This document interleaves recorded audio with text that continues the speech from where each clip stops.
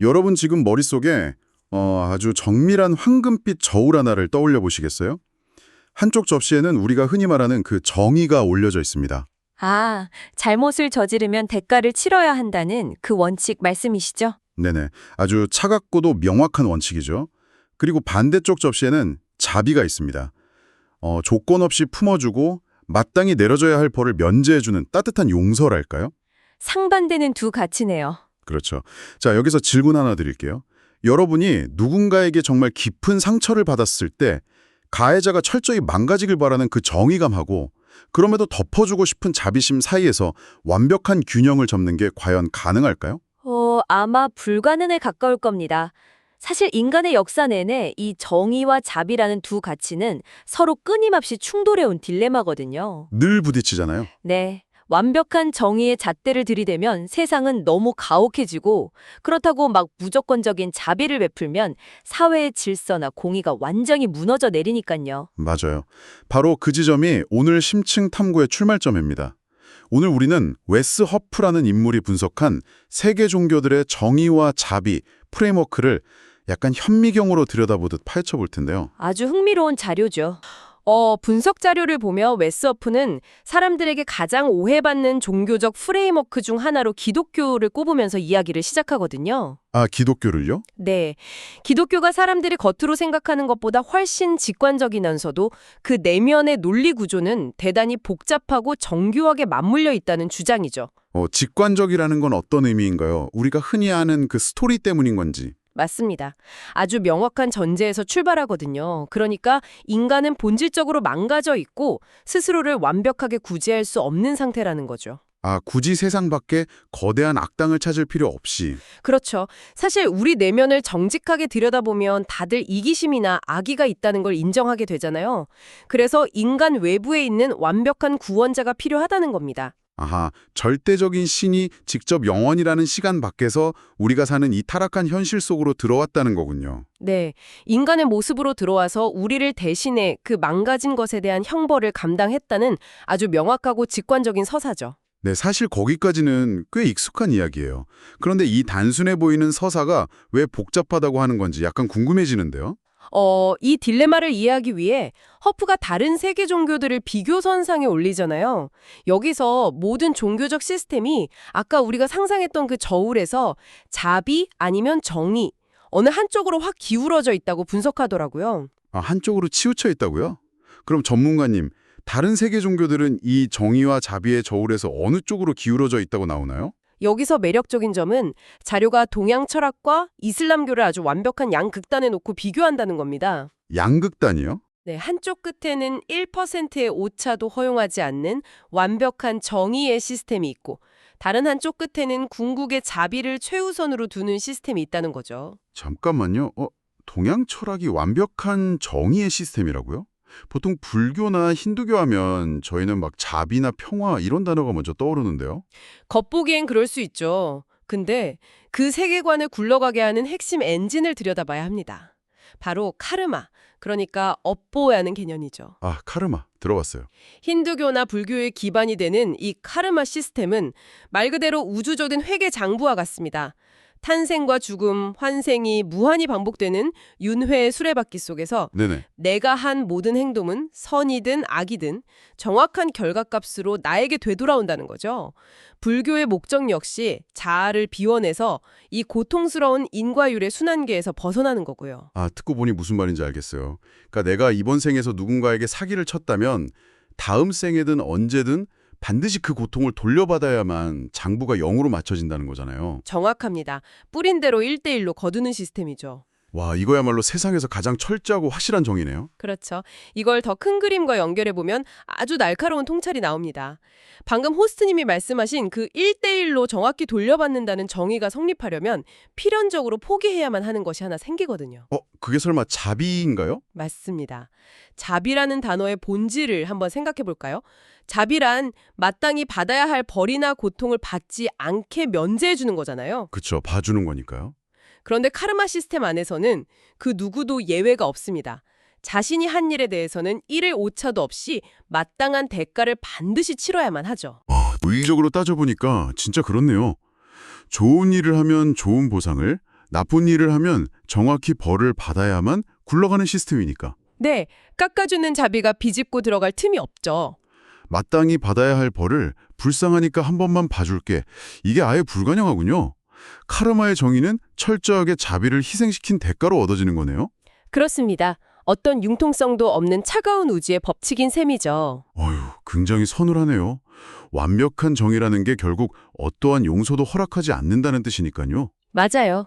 그렇다면 호기심이 생기는데요. 완벽한 정의가 자비를 지워버린다면 정반대로 완벽한 자비만을 추구하는 시스템에서는 어떤 일이 벌어질까요? 아까 이슬람교가 그 반대쪽 저울에 있다고 하셨잖아요. 네. 허프의 등속을 보면 이슬람교는 그 본질에 있어 자비를 극도로 강조합니다. 꼬란의 구조만 봐도 단 하나의 장을 제외하고 모두 가장 자비롭고 은혜로우신 신의 이름으로라는 문구로 시작하거든요. 아, 신의 자비로움이 전제군요. 아니, 근데 잠깐만요. 신이 그렇게 한없이 자비로워서 인간의 잘못을 쿨하게 다 용서해준다면 인간 입장에서는 너무 좋은 거 아닌가요? 그렇게 생각하기 쉽죠. 네, 왜 허프는 이것이 정의를 희생한 자비라고 비판하는 거죠? 바로 그 묻지도 따지지도 않는 용서의 이면을 짚은 겁니다. 허프는 이슬람의 신이 자의적으로 용서한다고 분석하거든요. 자의적으로요? 네, 누군가 법을 어기고 타인에게 피해를 입혔는데 합당한 처벌이라는 정의의 과정 없이 신이 자기 재량으로 그냥 덮어버린다는 겁니다. 여전히 확 와닿지가 않아요. 덮어주면 윈윈 아닌가요? 자, 그럼 자료에 등장한 부서진 카메라 비유를 한번 써볼까요? 호스트님이 저에게 아주 큰 잘못을 했다고 상상해 보시죠. 제 스튜디오에 있던 수천만 원짜리 장비를 실수로 박살 낸 겁니다. 상상만 해도 진짜 식은땀이 쫙 나네요. 겁에 질려 있는데 제가 놀랍게도 이렇게 말합니다. 호스트님 괜찮습니다. 다 용서할 테니 그냥 가보세요. 돈 물어낼 필요 없습니다. 와, 저한테는 진짜 구사일생이 기적이죠. 엄청난 자비잖아요. 자, 그럼 여기서 중요한 질문을 던지겠습니다. 과연 그 용서는 비용이 1원도 들지 않는 마법이었을까요? 카메라는 이미 부서졌잖아요. 그렇죠. 그 수천만 원의 손실이 공중으로 증발한 게 아니라면 가해자인 호스트님이 대가를 치르지 않고 떠났을 때 그 카메라 값이라는 막대한 비용은 도대체 누가 감당하게 된 걸까요? 잠시만요. 피해자인 전문가님이요? 제가 안 냈으니까 결국 그 손해는 고스란히 전문가님이 떠안게 되는 거네요. 바로 그 지점입니다. 진정한 용서에는 항상 예외 없이 누군가의 뼈아픈 희생이 따릅니다. 비용이 발생하는 거죠. 가해자는 벌을 면하고 웃으며 떠나지만 피해자는 피를 흘려야 하는군요. 맞습니다. 처벌 없는 자의적인 용서는 결국 피해자의 억울함을 남기기에 완벽한 정의가 이루어지지 않은 상태라는 게 허프의 지적입니다. 와, 머리를 한 대 맞은 기분이네요. 무조건적인 자비를 베푼다는 건 결국 그 사건에 합당한 대가를 치러야 한다는 정의를 무참히 짓밟아야만 가능한 일이군요. 네, 그래서 카르마가 자비가 결여된 절대적 정의라면 이슬람의 용서는 정의가 결여된 맹목적 자비라고 대칭점을 만든 겁니다. 그럼 대체 기독교는 이 불가능한 딜레마를 어떻게 결합한다고 주장하나요? 정의를 세우자니 자비가 죽고 자비를 베풀자니 정의가 죽는데요. 기독교의 신은 무한히 자비롭지만 동시에 완벽하게 공의로운 존재라는 전제에서 출발하거든요. 완벽해 정의롭기 때문에 죄를 그냥 덮어둘 수가 없는 거죠. 카메라 비용을 누군가는 지불해야 하니까요. 법칙을 스스로 깰 수 없는 거군요. 네, 하지만 동시에 완벽히 자비롭기 때문에 비용을 낼 능력이 없는 인간을 카르마처럼 영원한 형벌 속에 두기를 원치 않는 겁니다. 벌을 반드시 내려야 하는데 또 벌을 주고 싶지는 않다. 진짜 엄청난 모순인데요. 그 해결책이 바로 십자가 사건이라는 겁니다. 신이 예수로서 역사 속으로 들어와서 그 법이 요구하는 끔찍한 형벌의 비용을 자기 자신에게 쏟아부었다는 논리죠. 청취자 여러분. 여기서 진짜 흥미로운 부분은요. 지금 여러분이 중범죄를 저지르고 법정에 섰다고 한번 상상해 보세요. 판사석에는 재판관이 있습니다. 세 가지 시나리오를 그려볼 수 있겠네요. 첫째, 판사가 특별히 무죄로 풀어준다면 어떨까요? 피고인에게는 무한한 자비지만 피해자 가족들은 분노하겠죠. 정의가 훼손됐으니까요. 그렇죠. 둘째, 법의 심판을 내려 종신형을 딱 선고한다면요. 지극히 정의롭지만 감옥에 가는 여러분에게 자비란 없습니다. 네, 자비는 1도 없죠. 그럼 기독교적 결합은 세 번째 시나리오겠네요. 맞습니다. 판사가 한치의 흔들림 없이 유죄를 선고합니다. 법의 정의는 100% 충족됐죠. 그런데 직후에 판사가 스스로 법복을 벗고 피고인 속으로 내려옵니다. 세상에. 그리고 여러분 대신 수갑을 차고 말하는 거죠. 이 죄인의 엄청난 벌금과 감옥에서의 형벌을 판사인 내가 대신 전부 치르겠어. 와, 진짜 소름 돋네요.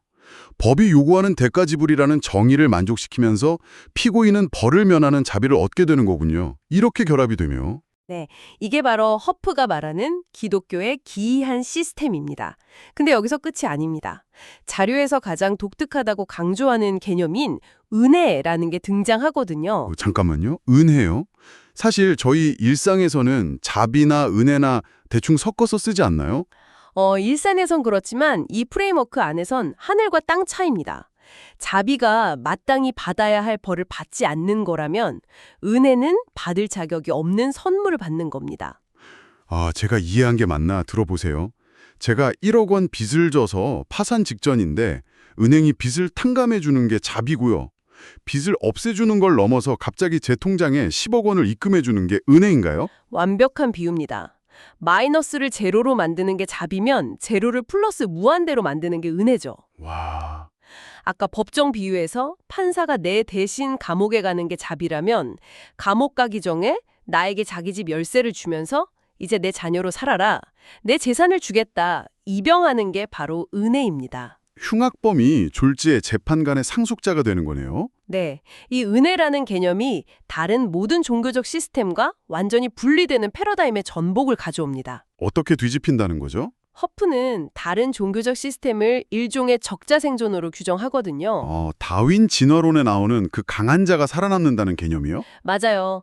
충분히 행동하거나 지식적으로 통달하거나 영적인 경험을 해내야만 구원이라는 문턱을 넘을 수 있으니까요.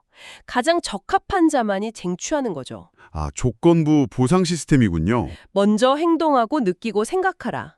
그러면 받아들여질 것이다. 네, 하지만 기독교는 인간이 그 기준에 절대 도달할 수 없다고 전제합니다. 그래서 적자생존이 아니라 가장 강한 신이 스스로 내려와 가장 약한 인간을 위해 희생하는 약자생존의 서사를 갖는다는 겁니다. 약자 생존이라, 와, 이거 진짜 뼈를 때리네요. 그럼 이게 도대체 무슨 의미일까요? 이런 선 용서 후 행동 프레임워크가 우리 심리나 동기에 어떤 차이를 만들죠? 이는 매우 중요한 질문을 던집니다. 세상의 도덕 시스템 안에서 선을 행하는 동기는 결국 두려움과 보상 심리거든요. 합격 통지서를 얻으려고 눈치 보며 스펙 쌓듯 선을 행하는 거죠. 불안한 상태에서 억지로 하는 선행이군요. 기독교는요? 순서가 반대입니다. 너는 이미 완벽히 받아들여졌다. 그러니 이제 행동하고 느끼라는 겁니다. 보상을 얻기 위한 행동과 엄청난 빚을 탕감받았다는 압도적 감사함에서 우러나오는 행동은 차원이 다르죠. 아, 시험 떨어질까 봐 벌벌 떠는 학생이랑 수석 입학 확정돼서 너무 재밌어서 공부하는 학생의 차이네요. 네. 이미 이루어진 은혜에서 출발한다는 그 동기의 역전이 기독교만의 혁명적 본질이라고 대담은 갈무리합니다. 네, 오늘 정말 정교한 지형도를 여행했습니다. 카르마의 절대적 정의, 이슬람의 무조건적 자비, 그리고 기독교가 주장하는 십자가를 통한 정의, 자비, 은혜의 결합까지 요약해봤습니다. 이 분석에 흥미로운 건 종교 유무를 떠나서 인류가 범죄나 처벌, 용서를 어떻게 바라보는지 보여주는 강력한 열쇠이기 때문입니다. 우리 세계관의 근저에 이 세 프레임 중 하나가 깔려 있거든요. 맞습니다. 자, 여러분의 일상으로 돌아와 볼까요? 누군가 여러분에게 큰 잘못을 저질렀을 때 철저히 대가를 치르게 하는 카르마의 정의를 요구하시나요? 아니면 묻지도 따지지도 않는 조건 없는 자비를 베푸시나요? 생각해볼 문제네요. 만약 용서의 대가를 스스로 감당하면서 상대에게 자격 없는 은혜까지 베푼다면 그 선택은 여러분과 주변의 관계를 어떻게 변화시킬까요? 오늘 여러분이 맺고 있는 관계 속에 정의와 자비의 저울은 어디로 기울어져 있는지 한번 생각해 보시기 바랍니다. 네, 깊이 고민해볼 만한 주제였습니다. 지금까지 새로운 지식을 빠르고 깊이 있게 하지만 결코 지루하지 않게 전달해 드리는 심층 탐구였습니다. 다음에도 흥미진진한 주제로 찾아뵙겠습니다. 안녕히 계세요.